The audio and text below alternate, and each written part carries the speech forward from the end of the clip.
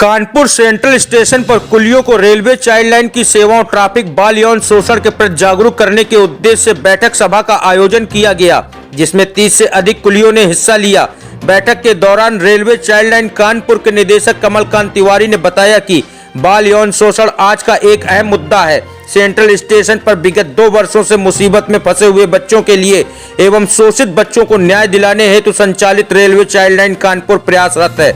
अगर आपको central station पर थोड़ा सा भी संदेह हो कि किसी बच्चे के साथ कुछ गलत हो सकता है, तो आप चाइल्ड लाइन के निःशुल्क नंबर 1098 पर तुरंत सूचना दें, ताकि उस बच्चे को कोई नुकसान न पहुंचा सके। पत्रकार वार्ता के दौरान आम आदमी पार्टी कानपुर के पदाधिकारियों ने कहा, 2022 में उत्तर प्रदेश में बनेगी आपकी सरकार और लागू होगा दिल्ली मॉडल। यूथ विंग के नगर अध्यक्ष विजय प्रताप सिंह ने कहा कि आम आदमी पार्टी की सरकार बनने के लिए यूथ विंग के पदाधिकारी पूरी तरह से तैयार हैं। जैसा कि आपको पता है, हमारे आम आदमी पार्टी के जो राष्ट्रीय अध्यक्ष माननीय श्री अरविंद केजरीवाल साहब द्वारा जो अनाउंसमेंट किया गया है कि 2022 के अंदर आम आदमी पार्टी उत्तर प्रदेश के अंदर हर विधानसभा सीट के ऊपर अपना कैंडिडेट खड़े करके विधानसभा चुनाव को पूरी ताकत के साथ में लड़ेगी और साथ में अपनी सरकार भी बनाएगी।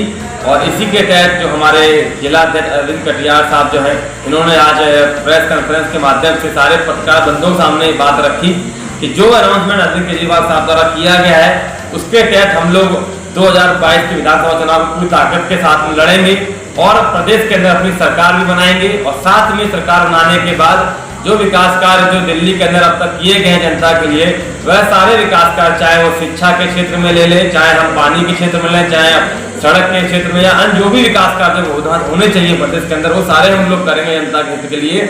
और उम्मीद करते हैं कि जनता पूरा सहयोग करेगी। कानपुर महापौर द्वारा चलाए जा रहे चट्टा हटाओ अभियान के तहत जगह जगह पर शहरी चट्टा का अभियान चलाकर जानवरों को जब्त किया गया। इस दौरान चट्टा मालिक असलम और मोइनुद्दीन मोनू ने आरोप लगाते हुए बताया कि जब्त की गई भैंसों की नीलामी में चट्टा मालिकों को शामिल किया गया और 25,000 के हिसाब से प्रति जानवर दोबारा उन्हीं चट्टा मालिकों को बेच दिया गया। चट्टा मालिकों ने आरोप लगाया कि चट्टा हटाओ अभियान में अहम भूमिका प्रमिला पांडे की है, जबकि अपर आयुक्त अरविंद राय इसमें बड़ा खेल कर रहे हैं और नीलामी और वसूली के इस खेल में चट्टा मालिक बुरी तरह से फंसे हुए हैं। असलम, आज क्या हुआ? आज हमारी भैंसे ये लोग नगर निगम से गए, उठा के लाए हैं, बगैर सूचना दिए हमको। कहाँ पे गए थे, क्या हुआ था? ये गद्दियाना गए हैं, बगैर नोटिस ना कोई बताया गया, इसे लेके आ गए हैं और हमारी भैंसें हम ही को बेची जा रही हैं यहाँ पे।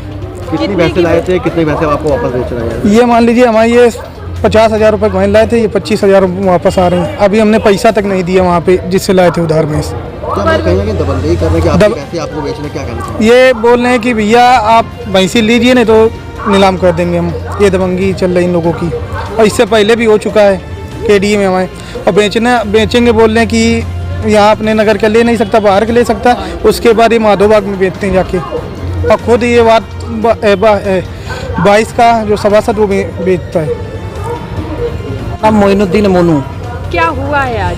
मैडम, हम तो दूध अपना भैंस दूध के निकले थे घर के, तो घर से अचानक फ़ोन आया कि यहाँ पे काफ़ी फोर्स आई हुई है और जो है मतलब मैडम है ये जो प्रमिला पांडे जी हैं, इन्होंने जो बगैर कोई जानकारी दिए या कोई कभी हम लोगों को कोई नोटिस नहीं, कुछ नहीं, बस एक अचानक आके बस ये मतलब भैंसे का भगदड़ मच गई। तो उसमें भैंस निकालने का ही वो हुआ। मैडम कुछ पता नहीं चला, बताइए हम लोग को क्या करें। एसडीएम व सीओ सिटी के संयुक्त रूप से दलाली की शिकायतों को लेकर आरटीओ में छापेमारी कर दुकानों में मिले लाइसेंस बनाने के कागजातों को जब्त करते हुए सील किया गया। वहीं कुछ दुकानदार दुकानें खुली छोड़कर भाग गए, जबकि कुछ ने अंदर घुसकर दुकानों को अंदर से बंद कर लिया। जबकि 3 संदिग्ध व्यक्तियों को पूछताछ के लिए कोतवाली ले जाया गया। औचक छापेमारी से दलालों में हड़कंप मच गया, जबकि 5 दुकानों को सील किया गया। कई दिनों से कंप्लेंट्स आ रहे हैं कि ARTO ऑफिस के पास जितने भी दुकान लगा हुआ है, वहाँ पे फर्जी रिलीज़ ऑर्डर्स और मोहर का सेल हो रहा है और यहाँ से फर्जी बना रहे हैं। तो इसलिए आज एक टीम गठित की और जिसमें हम और सीओ साहब आए थे और जितने भी डॉक्यूमेंट्स या लैपटॉप वगैरह मिला है उसको सीज की गई है और इस पर कार्रवाई की जाएगी। लगातार ये सूचना मिल रही थी कि आरटीओ ऑफिस के बाहर कुछ लोग अवैध रूप से लाइसेंस जारी कर रहे हैं और लोगों को दिग्भ्रमित करके कि हम जल्दी आज लाइसेंस बनवा देंगे, ऐसे में उनसे वसूली भी कर रहे थे। इसी सूचना पर एसडीएम सदर महोदया और मैं और आरटीओ ऑफिस से संपर्क करके ये छापेमारी की गई, जिसमें भारी मात्रा में कागजात बरामद हुए हैं, मोहर बरामद हुई है और कुछ लोगों को अपने हिरासत में लिया गया, उनसे पूछताछ करके कार्रवाई की जाएगी। विगत दिनों थाना जसराना क्षेत्र के अंतर्गत ग्राम पचवा में एक 10 वर्षीय बच्ची के साथ दुष्कर्म का मामला प्रकाश में आया था, जिसके चलते पुलिस अधीक्षक अजय कुमार पांडे, एसएसपी ग्रामीण राजेश कुमार ने प्रेस वार्ता कर अपराधी को गिरफ्तार किए जाने का खुलासा किया। वहीं विधिक कार्रवाई करते हुए पुलिस द्वारा अपराधी को जेल भेजा गया। के साथ बलात्कार, आज आरोपी गिरफ्तार है। किस तरह का मामला था और क्या हुआ? ये पूरा प्रकरण थाना जसराना का है। इसमें एक गांव है पचवा, वहाँ का ये मामला है। पुलिस को सूचना दिया था एक परिजनों ने कि उनकी 10 साल की बच्ची घर से गायब हो गई थी और उसके साथ दुराचार किया गया था। नामजद तहरीर प्राप्त हुई थी पुलिस को। उसके बाद चूँकि घटना संवेदनशील थी और छोटी बच्ची से नाबालिग के साथ दुराचार का मसला था, इसमें कई टीमें हम लोगों ने गठित की थी, स्वाट सर्विलांस और एसपी आरए के नेतृत्व में।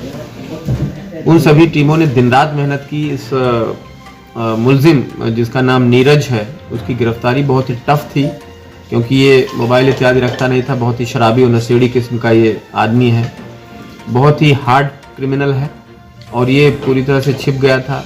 इसको गिरफ्तार करना बहुत मुश्किल था, लेकिन टीमों ने दिन रात कठोर परिश्रम करके इसको गिरफ्तार किया है और इसने जो पूरी कहानी बताई वो बहुत डरावनी है। उसने पूरा वाकया पुलिस के सामने कबूल किया और जो कपड़े इत्यादि पहने थे उस वक्त वो सारी चीज़ें उसने बरामद करवाई हैं।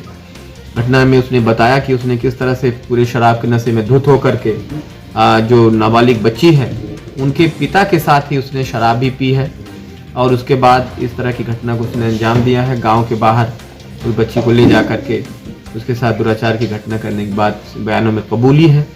उसके कबूलनामे के आधार पर बरामदगी की गई और सारे सबूत इकट्ठे करके आज इसको जेल भेजने की कार्यवाही की जा रही है। और उस बच्ची का दवा इलाज कराया गया था, मेडिकल कराया गया था, उसमें उसकी स्थिति काफ़ी बेहतर है, ठीक है और जल्दी ही उसको बयान के लिए भी पेश किया जाएगा। इसी दरमियान बच्ची का डीडी भी हमने कराया था, मजिस्ट्रेट से बयान भी उसका करवाया जा चुका है। ये सारे सबूतों के साथ इस कुख्यात दरिंदे को इसको हम सज़ा दिलाने का काम करेंगे और इस फास्ट ट्रैक कोर्ट में चलावा करके मामला इसको बहुत जल्दी हम सज़ा दिलाने का काम करेंगे।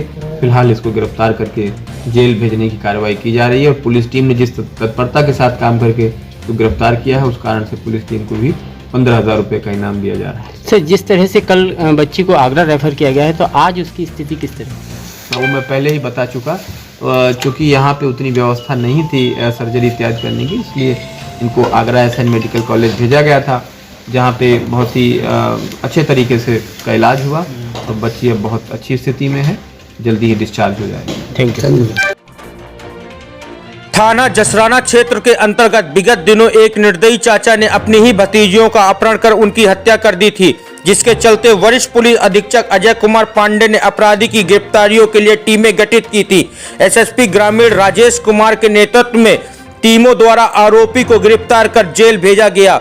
वरिष्ठ पुलिस अधीक्षक अजय कुमार पांडे ने गिरफ्तार करने वाली टीमों को 20,000 का इनाम दिया गया। एक बच्चे के बॉडी मिली थी, किस तरह का अब उसमें खुलासा हुआ है और क्या तथ्य सामने आए हैं? ये पूरा प्रकरण थाना जसराना क्षेत्र जनपद फिरोजाबाद का है। इसमें 15 तारीख की शाम को 3 नाबालिग बच्चों के अपहरण की सूचना मिली थी। सूचना काफ़ी संवेदनशील और सनसनीखेज थी। उस पर तत्काल हमने एसपी आरए राजेश कुमार के नेतृत्व में 5 टीमों का गठन किया हुआ था। स्वाट और सर्विलांस की टीमें लगी हुई थी। 3 बच्चों के अपहरण का मामला था।